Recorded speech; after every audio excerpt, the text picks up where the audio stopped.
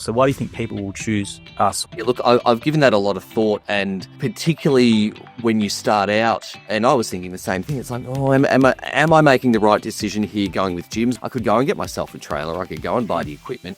But the number one thing that, from my perspective, is that brand awareness is absolutely massive. It's not unwarranted. It is an absolute legitimate awareness that people have going. Once they see the gym's logo and the branding, they know not just generally what the service is, but importantly, they know what the standard of the service is. So Glenn, thank you for joining us today on the Gyms Mowing and Gyms Group podcast as well. It's a rainy day today, so we're lucky to have you inside. But John Waltz is your franchisor. Actually reached out to John and said, do you have anyone good for the podcast to recommend? And he said your name first. So he says you're a bit of a star and great attitude. So it'd be great to have a chat with you about how everything's been going and just talk about your experience so far with Gyms Mowing and a bit about yourself as well. So first off, Glenn, what were you doing prior to Gyms Mowing?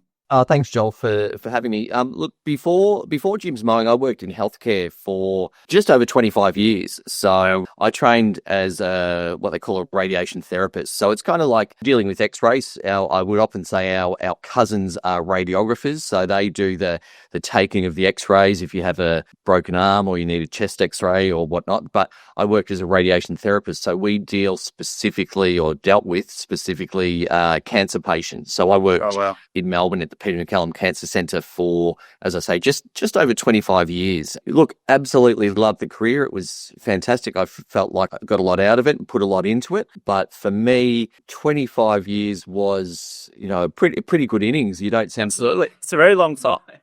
That's it. I used to say I was a bit of a barnacle in the place there. But look, I really enjoyed it. And people would often say, oh, why change then? But look, I had no bad feelings about it whatsoever. But it was time for a change. It was absolutely time for a change after 25 years. You don't hear too much of that nowadays. You don't really, do you? So it's very rare loyalty to a place or to where you're working for so long. And I credit to you for doing that as well. I was going to say though, time for a change. You're going, right, what do I then do? So do you want to talk through your thought process, or how do you then decide? A lot of people might be in your position, or they get to a similar sort of point and they just like, I want to do my own thing or have a change, but I don't know what to do. What was your actual process for deciding what you wanted to do?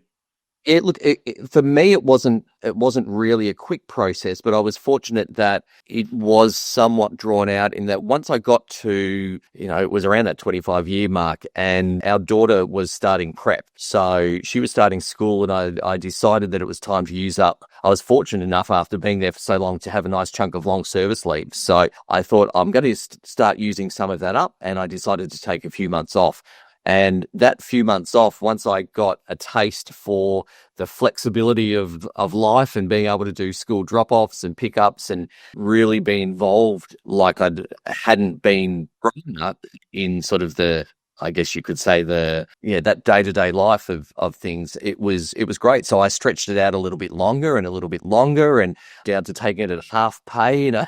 I think deep down I knew I really was valuing what I was able to do and really didn't want to head back to that 9 to 5. So I was lucky enough to have that crossover time. And for me, that's what really helped me, because when I got to the point where my leave had been used up and I had to consider going back to work, it really just took one meeting with the boss at the time, and nothing against my boss at the time, but it for me solidified that I had come to value that flexibility a great deal. I really valued my own ability to manage my time, and that was something that was really important to me in the family, being able to do that. So it was still a little bit unknown as to what I was going to do at that point. So I'd considered doing other jobs sort of in the same field or sort of off to the side.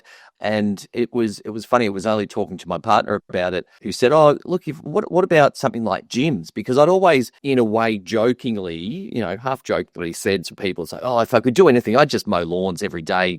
I'd love to do that." But you probably don't say that without having some reason for it deep down. And to be honest, I hadn't really given it much thought. So once it got to that point, I faffed around for a while, just not really wanting to do anything, because I was loving the flexibility, but I had to pay bills. I had to have some sort of income, but I wasn't really sure what to do. So that's when I I had it on my to-do list of a number of different things, and one of those was to get in touch with gyms. And so I did, and that's when I managed to make contact with John, who is now my franchisor, and that's really how it started. And that was September or October of last year. So I've just popped over sort of that 6 months time. Yeah. So how's it been doing 6 months in your own business from being an employee for so long? Because I guess it must be a massive shift. You're 25 years routine, salary comes in every fortnight or whatever it is. And then now all of a sudden you're taking that away and you're jumping into this completely new thing. So how's that been, that mindset shift from employee to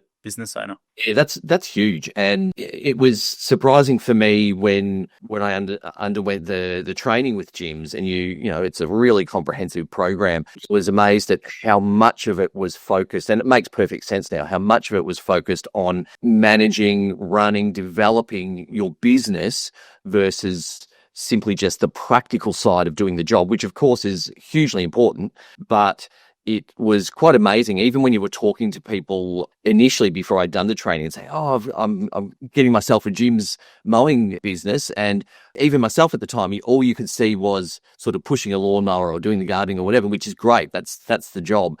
But really it is learning and developing and building your own business, which is massive, but it's also really exciting. It's a real challenge that I probably wasn't expecting, but I'd like to think that I've begun to embrace that. It is constantly throwing up different challenges and ideas and ways you can do things, but certainly not in a bad way. I've really grown to enjoy those surprises that come up, because the thing is that I found, particularly with support from your franchisor and those other franchisees around you, that there's always someone out there who's been there and done that, or can advise and say, look, why don't you try this? Or, I had this experience, or get in touch with this person because they know exactly what to do with that sort of situation. So that has been a real surprise, but a great surprise for me, that contacts and the support that's out there when developing that business. And that absolutely just continues to build with the support and the ideas and suggestions that you get from those around you in the gyms group. It's been amazing. That's great. And you mentioned something which I'll ask you a little bit more about, because I think it's a good point about the technical side, because a lot of the time when we get the feedback forms here, people say we should be doing more practical training as opposed to the theory-based sort of stuff, because obviously we hit home on customer service a lot in the 3 days, and you have the mowing side of it where you're learning about horticulture and introduction to those sorts of things. And sometimes the people think they're going to come and do training with whippersnippers and all that sort of stuff. So how did you go with the technical aspect? Because obviously you get all the theory, and then, all right, first week, all right, here I've actually got to do the physical job. How did you go with all that, and how did you go with training yourself in that? Yeah, I was very, very similar in that I was expecting that it would predominantly be the practical, hands-on. How do you do this? How do you do that? But that comes pretty quickly, and I've got a lot of ideas and suggestions when I was doing my days out with various franchisees to start with, and even those days you pick up a phenomenal amount of knowledge and understanding from those that have been doing the job for such a long time. That was great, but also the support once again from your franchisor and those around you is absolutely top notch. So I felt very equipped going out to do the physical job, but even so, I'm still developing different ways of doing things and better ways of doing things. So there's always, I think you've got to be able to stand back and say, okay, do I know what I'm doing here? Do I need some guidance or assistance? Do I need to ask someone something? And that's where you can just get in touch with someone on the phone, or someone will come out with you. Not all that long ago, I was looking at doing a quote for laying some turf. And so I got in touch with John and said, oh, look, can you come out and help me with this? I haven't done one of these before. And no issues. Came out, helped me work through it. And I know that if there's any of those sort of situations that I'm not sure about, I can easily make a phone call or get some guidance with those sort of things. There's also, there's a lot of resources around as far as some of the, there's video recordings, there's advice you can get from people. There's a huge amount there. So I felt equipped going out, but even now I've started doing training in a Cert 3 in horticulture through gyms, and I'm really excited about that because that's really helping to build my knowledge base so that when people do come to you and ask you the questions about certain things, that you're equipped with the understanding and you can answer those more technical questions when it comes to the things around not just lawn, but garden maintenance and planting and pruning and a whole lot of stuff like that. So that's recently commenced, but I'm really enjoying that. And there's a lot of people around the country that are involved in that from the gyms group. And I think everyone's getting a lot out of that training as well. So there's lots of opportunities there, but there wouldn't be a day that goes past that I don't come back with some new knowledge myself. And that is part of doing the job. And I've always said, even in my previous career, the best way to learn a job is to do the job and get out there, get your hands dirty.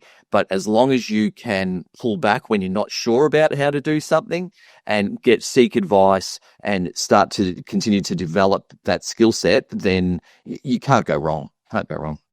And how did your body go with the physical work in the first? How long did it take you to get adjusted? Because I always ask this question to people, and everyone's time frame is sort of a little bit similar. But how long did it take you to get used to using those muscles, which you might not have used in a long time? And yeah, that was a bit of a shock to the system to start with. And to be honest, even now, my body is still finding different challenges depending on the work that I'm doing. So a couple of weeks ago, I spent the day up and down a ladder because I was doing gutter cleaning. And that in itself was very different to what I'd done the day before. And I noticed that the day after because I was using my body differently. But that being said, it's been one of the best changes I could have made for myself, because I found myself in my previous job, and I'm sure a lot of people that watch the podcast have had similar experiences, that you stay in a career, you work your way through the ranks, and the higher you get, for one of a better term, the less you're actually doing the original job you wanted to do, and the more you find yourself sitting in front of a computer on your backside.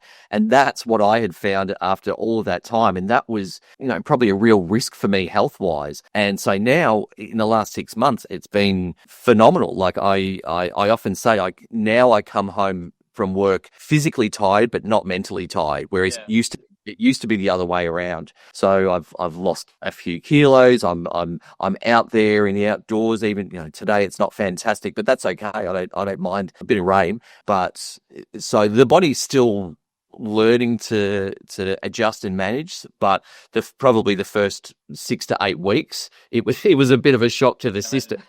But you push through it, and you start to get used to it, and then you see the benefits of it. I would highly suggest that to anyone. It's great for the mind, but it's great for the body as well. But you've got to look after yourself too in this sort of physically demanding role. But your body does adjust to it, and if you look after yourself and you pay attention to how you operate and how you use equipment and how you use your body, then it's fantastic. It's been really, really good, and that's a big bonus that I'm really appreciating out of it, because I think that's something that I didn't necessarily expect to get, but it's been fantastic, and it's good for the mind as well.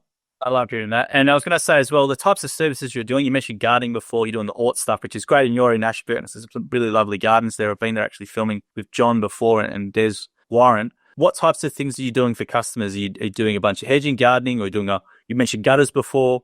What are you doing in your business? And it's interesting, when I purchased the business, predominantly the work was mowing, and that was great because it was really good for me to get into that and develop my skill set and figure out, how do I do this? What do I do with this? How do I deal with this situation? But over the 6 months, I've noticed that a lot of my work that's come in has lent more towards the gardening side of things, which I really enjoy as well. I get a lot out of both, but it's probably heading almost towards 50-50 now. And even some of that has come from the already established customers that I was just doing mowing for, not just doing mowing, but I was doing the mowing for. And then once you talk to them and they say, oh, do you do gardening as well? Or you do gutters, or you do pruning, or all that sort of stuff. And once people realized, it sort of opens the opportunities, and people, once they've seen some of your work, whether it be the mowing or some part of that, then they go, oh, look, he does a good job with this. I'll give him a shot at this and this.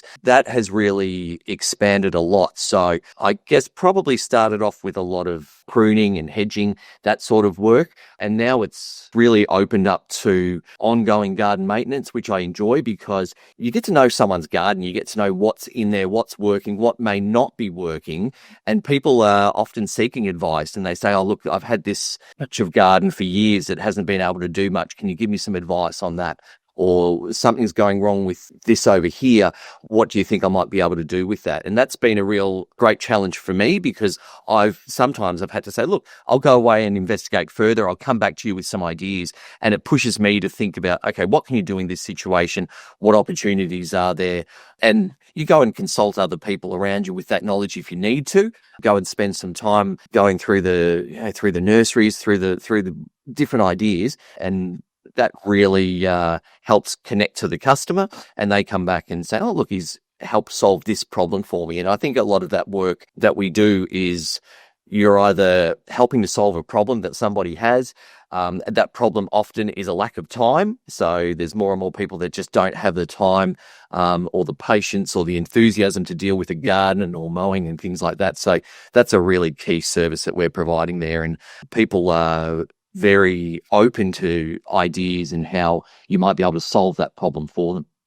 And why do you think people use Jim's Mowing, Glenn? So why do you think people choose us or they choose you compared? Because there's a lot of independents around, and and there's obviously Jim's Mowing, and we've got a lot of people around as well. So why do you think people will choose us, or what do you think in the market? Yeah, look, I've given that a lot of thought, and particularly when you start out, and I was thinking the same thing. It's like, oh, am I making the right decision here going with Jim's? I could go and get myself a trailer. I could go and buy the equipment. But the number one thing that, from my perspective, is that brand awareness is absolutely massive. Absolutely massive. And it's not unwarranted. It is an absolute legitimate awareness that people have going. Once they see the Jim's logo and the branding, they know not just generally what the service is, but importantly, they know what the standard of the service is. And they know that if they have someone with the Jim's logo on, that they will come along, they will do the job, and they will do it to a very high standard. And if it's not to the standard that they expect, then it will be. They can say, look, you said you would do this, you come back and you get it right. And you don't just get it right. And I often say this to people, it's great to exceed what the customer expects, because then it adds to that brand awareness, it adds to the quality of it, and people will come back and say, they did an amazing job. Have a look at this. I would recommend this person. And that's what I'm starting to find now, which is absolute gold. And I expect that this is one of the biggest bonuses for being part of the Jim's group versus being an independent, is that the work that I'm getting now is, some of the work is coming through via Jim's, but so much of it is coming by the taps on the shoulder when people see you on the street, or they see you park next door to a job that you're doing, and then they come out, they see the trailer out there. You can't miss it. And it's absolute gold. It really is, because so much work comes from that, because they know the quality of the work that they're going to get, or they've used another type of Jim's service, whether it's cleaning or dog wash or any of the 50 plus that are available. It's absolutely massive. And even I was just thinking before meeting with you today, Joel, I was up getting a coffee at the cafe, and I walked down the street and bumped into someone that I haven't seen for longer than 6 months. So the last time I saw her was before I had started Jim's Mowing. And so we were just chatting and catching up. Out of that short conversation this morning, that wouldn't have been longer than 5 minutes, I've potentially got 2 jobs just out of that discussion as soon as I said I'd started with Jim's. And she said, oh, I'll get in touch because, my husband is ill at the moment, so I need such and such done. And I've got an elderly parent who needs this done. So fantastic. Here's your card. I never leave home without a card now. It's always on me somewhere, because those times that happens, it's absolutely crazy the amount of times that happens. And it almost sounds like I'm joking sometimes when I tell people, but there would barely be a day that goes past if I'm out working and I have the trailer on the street, or I'm walking down the street, if I have the Jim's uniform on, I almost sleep in the thing now, because that is some of the best advertising that you can actually get. And that is by far and away one of the biggest draw cards that I've found being part of it, is that it literally speaks for itself. Yeah, it's interesting you say it, Glenn. I interviewed a guy who was an independent for a long time, and he came across the Gyms because he was moving into a new area. And I said, as an independent, how many times did someone come and stop you in the street or walk up to you at a job? And I said, no times. And I said, as a Jim's Mowing guy, I've already had 3 or 4 people in the first week come up to me and ask me for a card, or actually come up and stop me to try and quote on their place just because he had the Jim's Mowing or the Disney signage there. And I think it's crazy to me, like, if, there's obviously a lot of other options around for people, but it's crazy for me. People just don't appreciate how valuable that brand is on you, especially when starting out. And you're leveraging off all that, nearly 40 years. I think when Jim started in 1992, 40 years of all that goodwill. And you're talking about literally millions of jobs and millions of happy customers over the years that have used gyms. And you can come in at that point, in 2024 or 2025, and you can just build off that. And I think it's great to hear. And it's why Jim's so strict in customer service, because you mentioned something as well, which is really important about if they've used another gym service that had a good experience, they're far more likely to use this again for other things, which is why I don't think people really understand how strict the customer service standards are. And you would know as a franchisee how strict they are as well. So maybe do you want to talk about the customer service standards then, because I think not enough people in the public will know about this, but how strict are the systems from a franchisee perspective on customer service? Yeah, absolutely. And I think that is one of the things that is so important, because it will make sure that when customer does get in touch, that there are time expectations as far as how soon we get in touch, how soon we're able to provide further information to the customer, whether it's making a phone call, whether it's providing a quote, whether it is actually getting a service to them if they need service that day or whenever that may be. That communication side of things is so crucial, and there's very clear expectations around that as far as how you interact and how you communicate with customers. I think that is absolutely imperative. It's something that I've really warmed to coming from my previous career in healthcare, where communication is absolutely of the essence. And it's really no different in this kind of business environment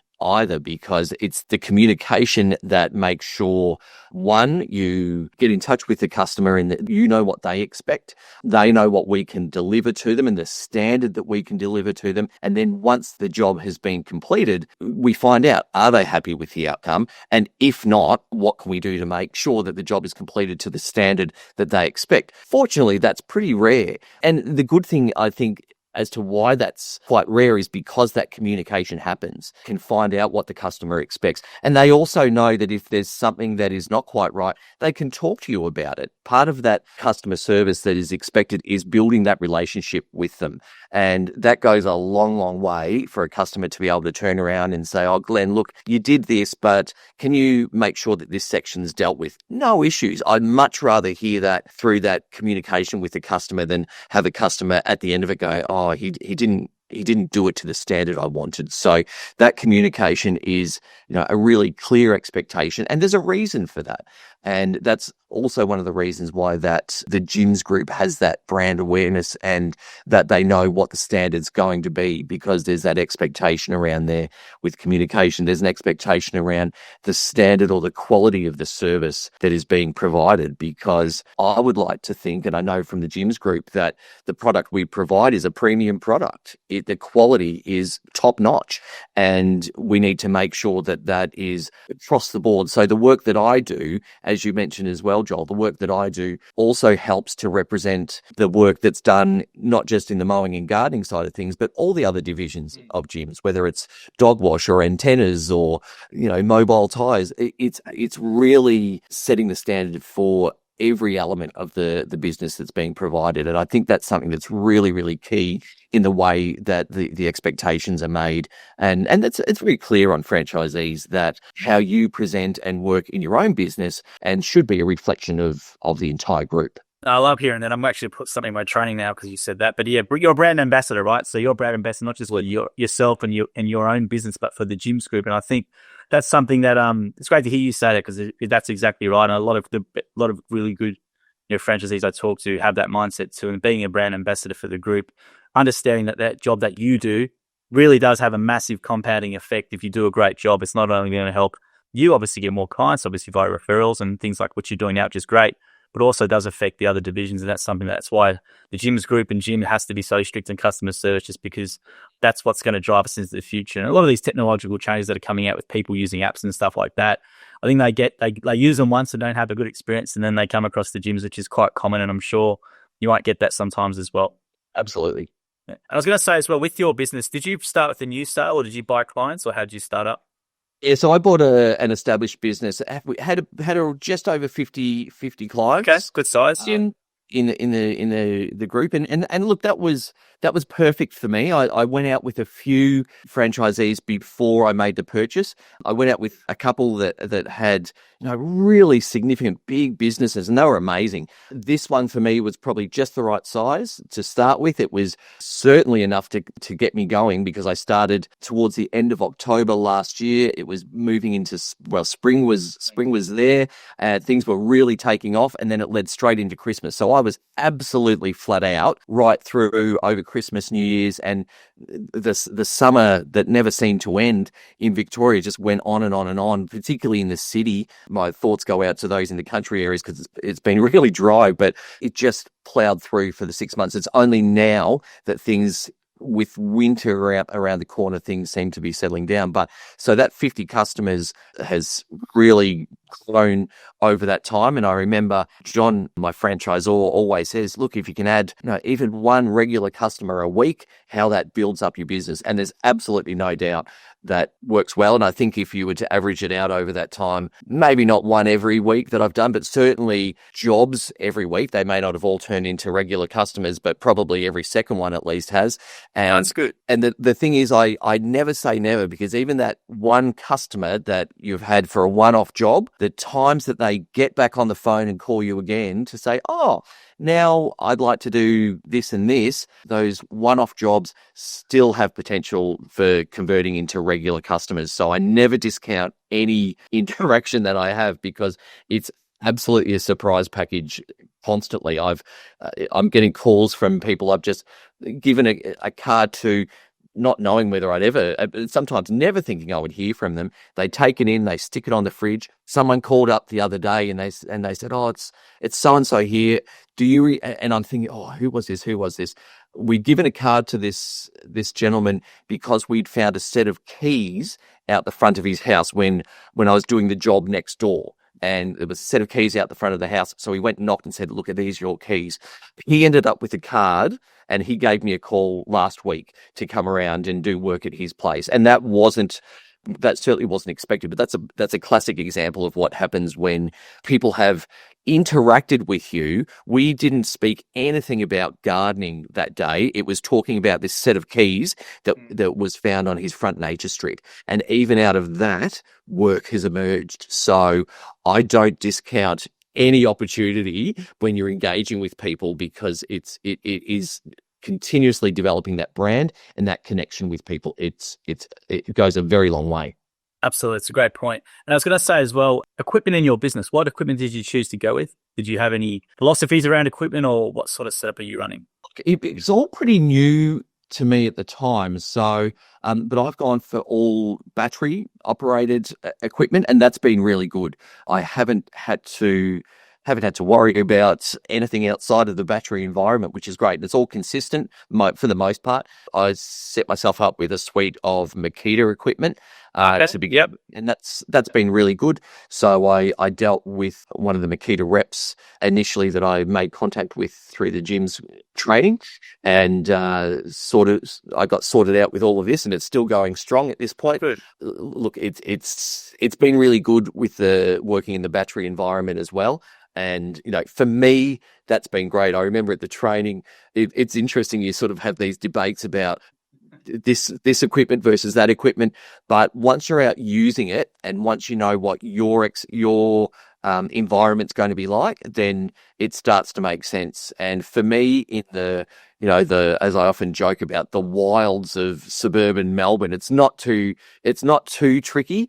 It might be different for different environments, but for me, that works really, really well. It's a different mentality, having to make sure that you've got that battery supply working and operational and charged up and ready to go. But, for me, that's been very smooth. Everything's consistent, and it's worked really, really well. I think less servicing as well. That's the one thing I speak to a lot of guys that they've used battery or petrol. They sort of, once they move across a little bit, just to reduce time in servicing. Because if you have the petrol stuff, you've obviously got to service it and maintain it regularly. So how much maintenance do you have to do them? Is it just basically a check of the blades, or what do you do? Pretty much. So look, I've replaced, certainly with the use that you get out of the equipment, I've had to replace a number of blades and things over that time. But for me, that's been really straightforward, because I haven't come from the environment where I'm been doing that stuff regularly. But that's been a great challenge as well. How do I maintain my equipment? How do I keep it in the top order, so that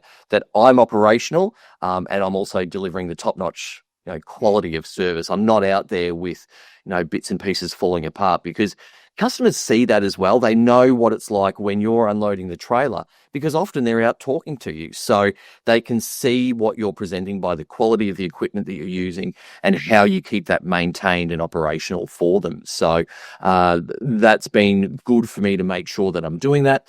And it hasn't been particularly difficult. It's just making sure that things are, you're checking things regularly. You're making sure that they're safe as well.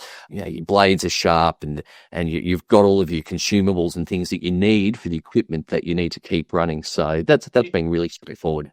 And do you think the customers notice that using your battery? Because I've been hearing some stories. Some customers, particularly in some suburbs, will be a bit more conscious or prefer if the gardener uses battery-powered stuff, obviously less noise and other things. But you notice your customers actually notice they're using your battery and they mention it to you?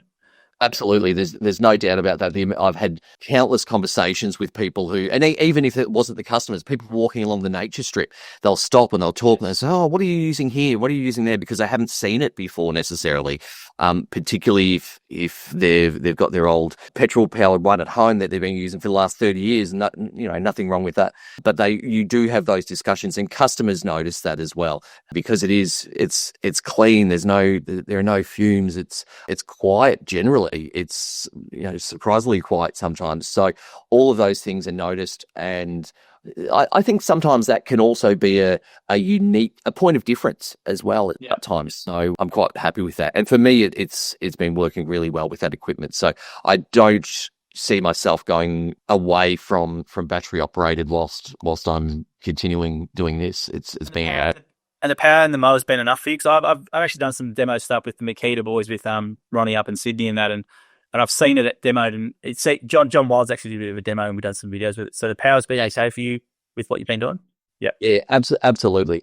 And all of my equipment is from their commercial range, so it's really powerful. So I've had absolutely no issues with anything to do with the power behind it. It's tackled everything and more that I've been able to throw at it. So including the odd the odd Barbie doll that I found in long grass or something in someone's backyard, unfortunately.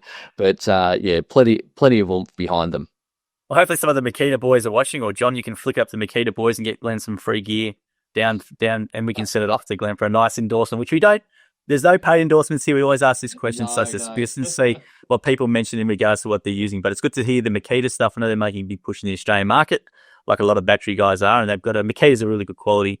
I'm just, being Japanese company, been around for many, many years. It's good to hear that the equipment's actually been good in the field for you as well.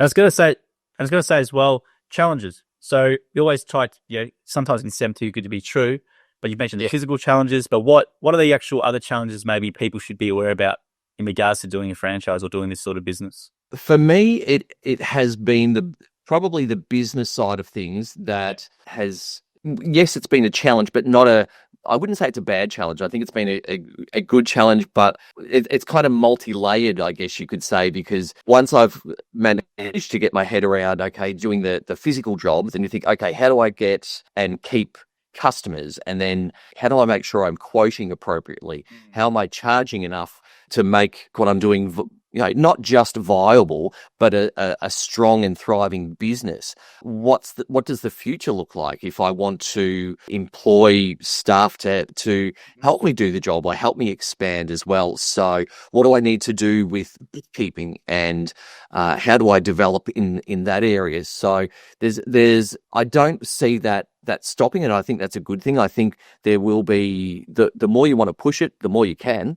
It's the world's your oyster as far as developing the business. I think it's just a matter of finding the right direction, finding the right support, knowing that you don't have to know everything, I think is important, but you need to find the right support to be able to develop in those areas. So, for instance, the bookkeeping side of things, I've got someone from Jim's Bookkeeping Good. to help me out with that side of stuff, and that's fantastic because it gets to the end of 3 months, and I think, I've got, it's time to do my BAS.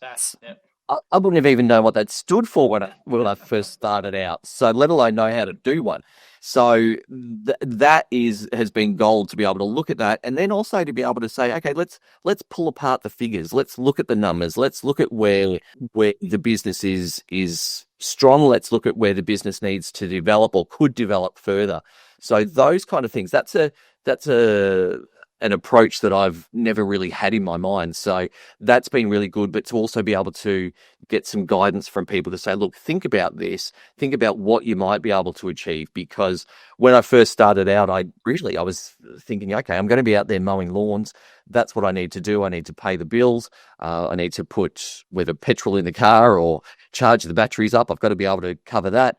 But that was pretty much the breadth of what I was expecting. But once you get into it, and the doors open, you think, wow, I can really achieve whatever I want here. If I want to build the business, I can do that.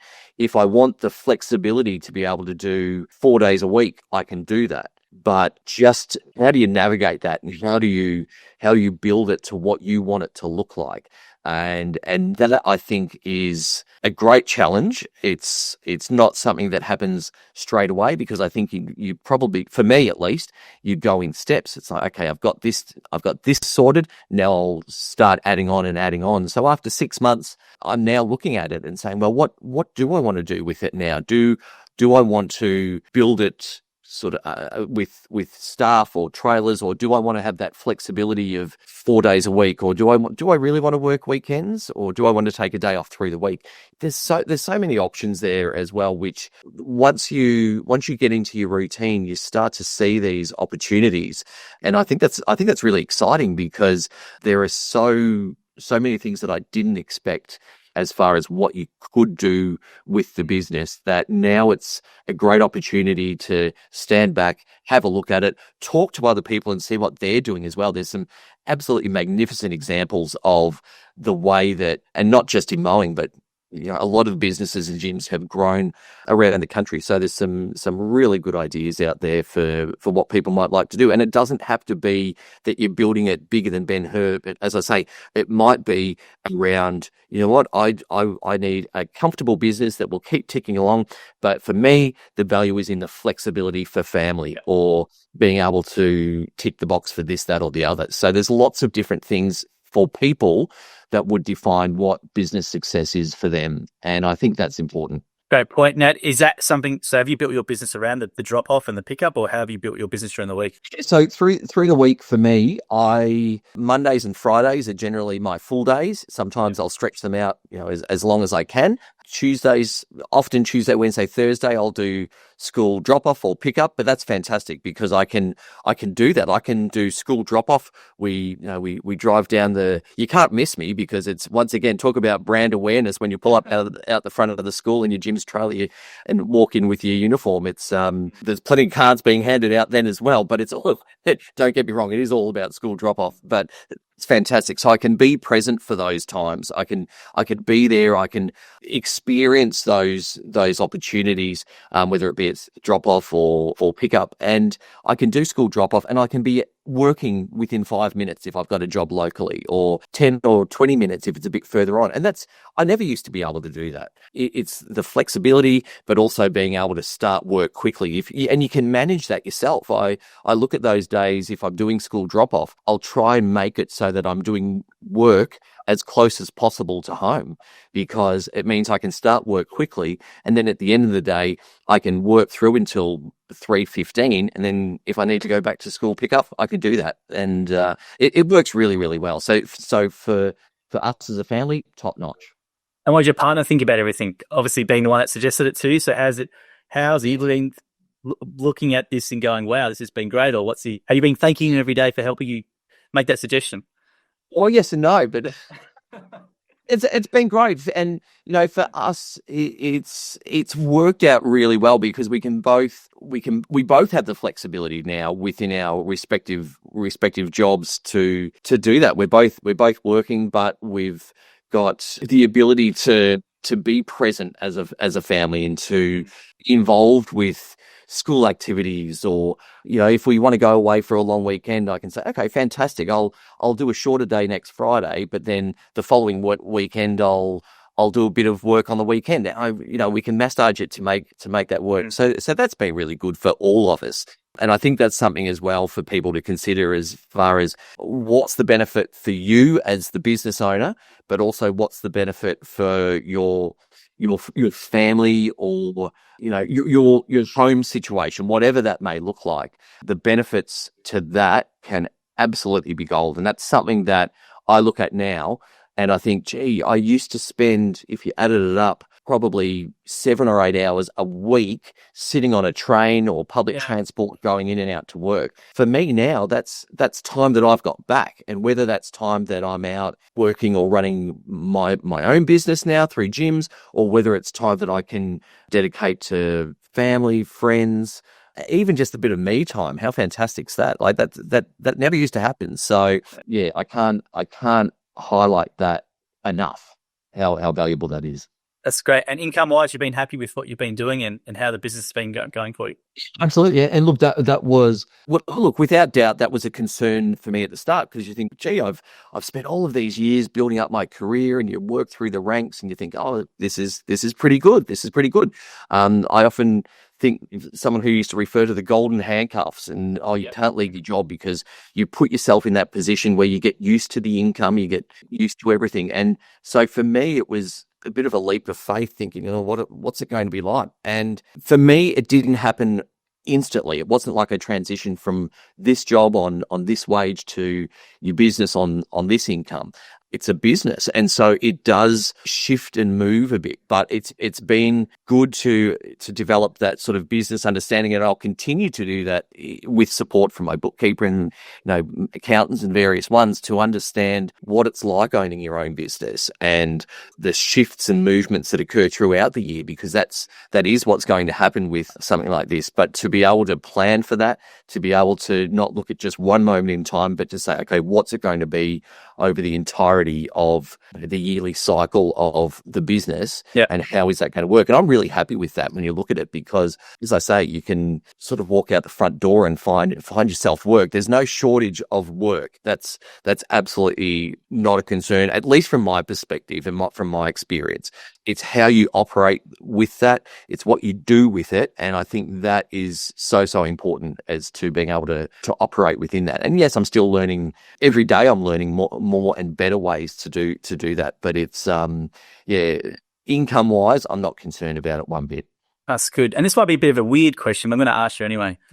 How did you go with the identity shift? Because a lot of people identify as their job. So they might go, when you first meet someone, hi, I'm Glenn. All right, what do you do? And then you get that question, I work at that. And that's sort of your identity, and it built around that. And then you take that away. It can be a very interesting transition. So how did you go with that change? Yeah, look, and that's a ripper of a question, Joel. I don't think that's weird at all, because I completely agree that you do, over such a long time doing the one job, that was my identity. And it's you build that up over that time. And for me, it was a bit scary doing that at the start. And I don't think I could have done it without, for me at least, I don't think I could have done it without having that bit of time in between. Because I started to, at least deep down in my mind, I think I'd started to step back from that identity of this is what I was doing, because, my identity started to become that of a parent. And yes, and for me, that was exciting, and I wasn't going to change that. That's not something I was just going to throw away. And that took priority for me. And then, so that shift in identity at that point helped me think, okay, I need to find something else that supports that flexibility and the desire I had for not just the flexibility, but for, being active and, being outdoors. Can't beat it. Absolutely can't beat it. But if I was to finish a career of, many years, as I'm sure there's plenty of people within gyms that have, and then start the following week or two later, that would have been a really big challenge for me. And I've spoken to a few of the franchisees that have found themselves in that position, and it was challenging for them. And I think that's completely understandable. And I'm still finding that even now that shift happens fairly gradually, but it happens when you speak to people, and it happens as you build up that pride of what you do. And I think that's so important. And you'll see that with Jim's Group business owners everywhere, that there is that element of pride in the work that they do. And I think that's so important. And with that pride comes the identity of this is part of me. This is part of my business. This is part of what I do. So, and I think that's a really sensible question, because it can be quite scary and threatening to start with, because you have an identity, and to pick yourself up and head in a completely different direction. And for a lot of people, it really is a completely different direction. But I would absolutely encourage you to give it a shot. It's not as scary as you'd think. Well, you said something at the start, Glenn, which I think is really admirable, and I think people can relate to. As you said, I changed my identity was a parent first. When a lot of people might have that corporate career, and corporate career or the jobs first, and family or parents second. So you've instantly had that shift to I'm a parent first, and I don't mind about what vehicle I need to do to support my be a parent in my family. But now, obviously, the great thing you can do now is I've gone from working for here. Now I'm a business owner. Well, how do you introduce yourself? Do you say I'm a Jim's Mowing franchise owner, or do you say I'm a business owner, or I own my own business? What's your, let's say, identity now in regards to the work side? What do you say to people? Yeah, well, it's interesting. Currently, I still say I've got a Jim's Mowing business. That identifies it very clearly to people. And I think I found that putting Jim's in there is people know exactly what you're doing, But it really is about being a business owner, and that I think that's a real identity shift for me, because I've never thought of myself as a business owner.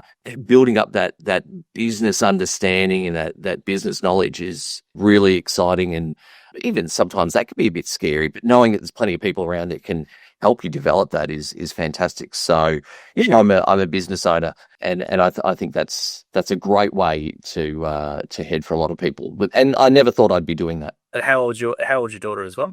She was 7 yesterday. So yeah, 7 yesterday. And look, talk about the flexibility. It was her birthday yesterday, so I set my schedule so that I could have the day off. Fantastic. I never would have been able to do that in my previous job. You'd have to take a sickie or something to do that on a slot. But it was great. So, I plan ahead. This is what I'm going to do on that day, because I can go out on Saturday or Sunday, whatever works. For those things, you can have a really, really nice balance. Well, good on you for doing that. I think a lot of parents wish they could do what you're doing. It's great to see that you took some action. You took some action with it as well. I was going to say as well, last question before we go. We've nearly gone for an hour, so I appreciate your time and all you've told us. Is the advice for someone else looking to do what you've done? Because I reckon you provided a great bunch of advice, but is there anything else you would say towards someone in regards to doing this? Like, is there something they should look out for, or is it do multiple observation days? What was the piece of advice you would give someone maybe looking at doing what you've done? Yeah, look, it was tricky when I first came to considering gyms. I guess I didn't know what I didn't know. I was showing up pretty blinkered, and I heard someone use the term recently about job snobbery, and I've never really heard the term job snobbery before. But to be honest, I look back at it now and I think I probably had a bit of job snobbery myself, thinking, am I taking a bit of a step back to go on my lawns? That's absolutely not the case. I look at the benefits now that I continue to get out of this change in career direction, and it's huge. So I'd say to people, regardless of where you are at the moment, whatever career or profession or job you find yourself in, don't be afraid to investigate what benefits you can get out of something such as this, because I continue to see benefits that I didn't even expect out of this. Yes, there's the flexibility, there's movement and exercise and being outdoors, but also I'm just getting such enjoyment out of interacting with people in a different way. And I've always, in my previous career, I was interacting with people every day, but it was for a very, very different reason. Whereas now I'm still interacting with people every day. They say, don't you get lonely out there sort of working by yourself? Because largely I am solo at the moment, but that's certainly not the case. I'm dealing with so many different people every day. I'm learning a lot from them. I'm seeing what they want out of their environment, and I'm helping them be a part of that. So you can contribute a lot to people by doing this job. You can contribute a lot to yourself and your family. So think about what your priorities currently are and think about what you might like them to be. I'd be pretty confident that by making this sort of shift, you'd be able to tackle a lot of those priorities. I love what you said then, Glenn, the job snobbery, because Jim and I, we do a lot of videos about it, and that we saw there's a lot of stigma sometimes with working with your hands, and you're right. There's some people look at that, they don't realize the gym's mowing or the gym's cleaning person is probably maybe, not assuming maybe financially maybe about the same or better off, plus they can do work on their own schedule, whereas the other person's got to wear a suit, be in the office all the time and have to stress and not see the result of their work for many months and countless emails and this and that. So I agree with you. I think there's that job snobbery from a lot of people still, unfortunately, when it comes to doing a small business or some home services business. And I think people with AI coming in, going to do what it's going to do most likely to a lot of the office jobs, I think home services is the place to be. So I think you've made a great decision. Absolutely. Thanks, Joel. I'd completely agree. No worries, Glenn. Well, thank you very much for your time today, Glenn. We've nearly gone for an hour as well. Appreciate your story as well. And a lot of the advice you provided was great. I'm sure a lot of people thinking about gyms who watch these will really be thanking you for what you've been saying. And hopefully that might be the push they need to do and spend more family time as well with their family, which I think everyone wants to do. They just need that vehicle to do it sometimes. It's glad to hear you've been able to do that with your business and you're really, really enjoying it. So we appreciate your time today on the Gyms podcast. You're very welcome, Joel. Thanks, Glenn. Thank you for listening to the episode of the More Than Just Mowing podcast by Gyms Mowing. If you do need help with your local gardening expert, please give us a call on 131 546 for Australia, 0800 454 654 for New Zealand, or head to gymsmowing.com.au or gymsmowing.co.nz. If you liked what you heard, please make sure you leave us a review as well, wherever you consume your podcast. We appreciate your support. And until next episode, we hope you have a great week.